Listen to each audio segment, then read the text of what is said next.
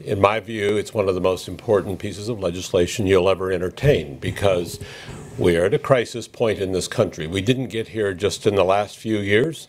We got here over the last many decades.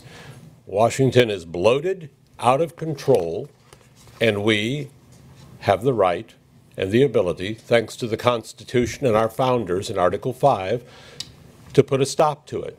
It's the legal and lawful way to go about all of this.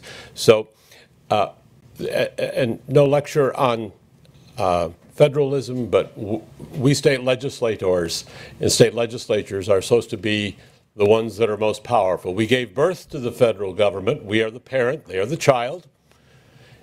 And it's gotten turned around and upside down, and they're out of control, and they don't seem to want to control themselves. This isn't a red and blue issue, as some people like to make it out to be. It's a red, white, and blue issue. This isn't about Republicans and Democrats. They're all guilty up there. They're all guilty of doing all of these things to expand the federal government and encroach upon our liberty.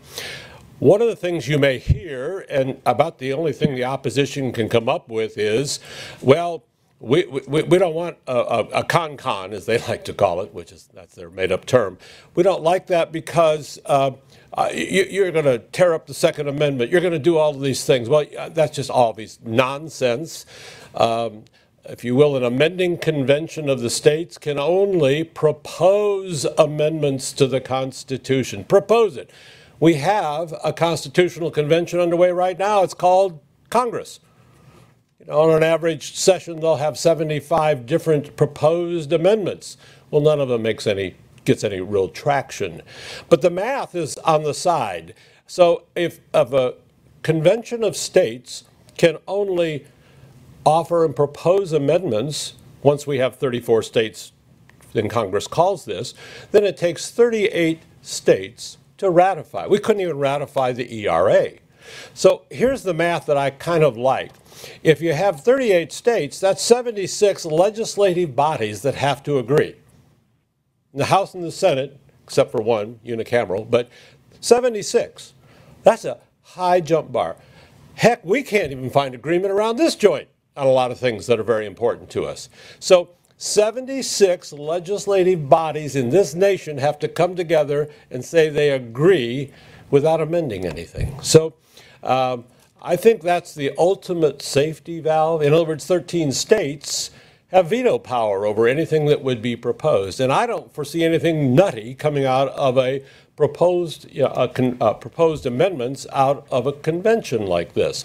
So I have no fears because the math is on our side. Again, I just look at us. We have a hard time agreeing on stuff right here. So let alone 76 different legislative bodies. I would hope that you would, I know you know a lot about this, carefully consider it and pass and move this forward. We did it in the House. It took 7 years to get this bill through the House of Representatives. Hopefully it won't take 7 years in your side, your body. We can do this rather rapidly. We will be the 18th state. 2 other states just recently, in the last week or two, have passed this. So we'll be the 18th state. We're more than halfway there to the 34.